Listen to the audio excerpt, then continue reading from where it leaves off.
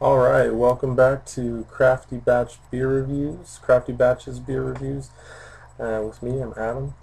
And today I'm starting a new series. It's going to be a series based on the Great Divide Brewing and their Yeti series of beers. So I'll be doing their Yeti Imperial Stout, their Espresso Oak Aged Imperial Stout, their chocolate oak aged Imperial Stout, their Belgian style Imperial Stout. I also have a smoked porter from them I'm going to do, as well as their Hercules IPA. And if I can find any other of their, big bottles like this, then I'm going to try for that as well. But definitely all their stout beers, for the ones I can get. Hopefully I can find the oak aged Imperial Stout as well. So, anyways, this is a 9.5% alcohol beer, and it was brewed or bottled on February 8th, 2011. So, this is not brand new, but it definitely could, go for cellaring a little bit longer as well. So, I'm going to open this up, see what it's like. It's been stored in the fridge outside. That's not the coldest, so I'm not sure what temperature we're opening this at, but I'm going to find out real quick for us. This beer is said to go good with grilled meats, stronger cheeses like blue cheese, stuff like that. What else? I don't know. I'm going to test the temperature on this real quick. While it's doing that, I'm looking for some real nice chocolate notes, espresso notes. This is actually rated at 75 IBUs, so there should be some real interesting hop characteristic to it. After I opened it right there, I could actually get a little bit of that, just opening the bottle. So we'll see what we get with that. And this beer is not looking very cold at all, but we're going to do this. So, alright, pour this. I've got my oversized wine glass for this, and let's see what we get.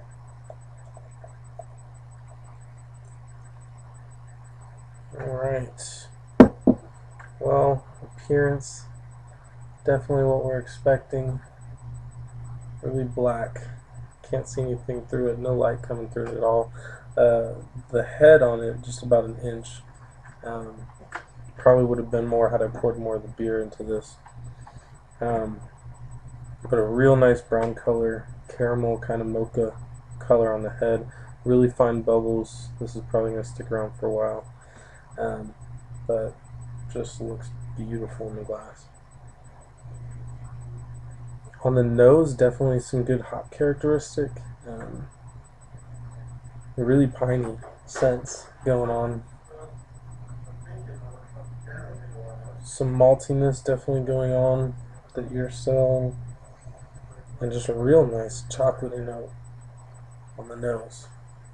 So, which isn't really surprising, but a nice pininess, floral notes as well. So, cheers.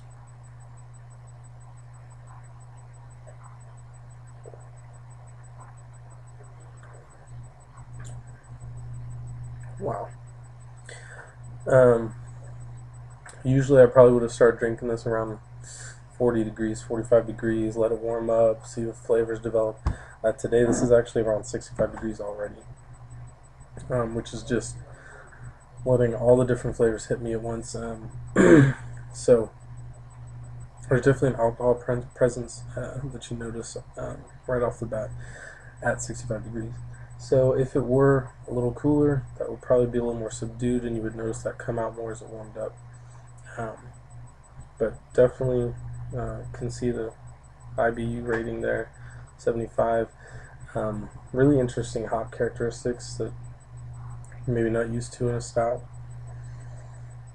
But man, that smells good. Anyways, so there's definitely a lot of maltiness going on that really balances that hoppiness, that hop character. So even at 75 IBUs, it's very drinkable. Really nice lacing in the glass. I don't know how well you can see that, but it's just beautiful. So And you're getting lots of roasted malt, some chocolate, kind of dark fruit notes as well. You might think of some raisin, maybe. I don't know about plum, but um, really piney and floral. Just amazing how they've really kind of blended those dark coffee, mocha, chocolate notes with the floral pininess of the hops. So really nice balance between the hops and the malt. But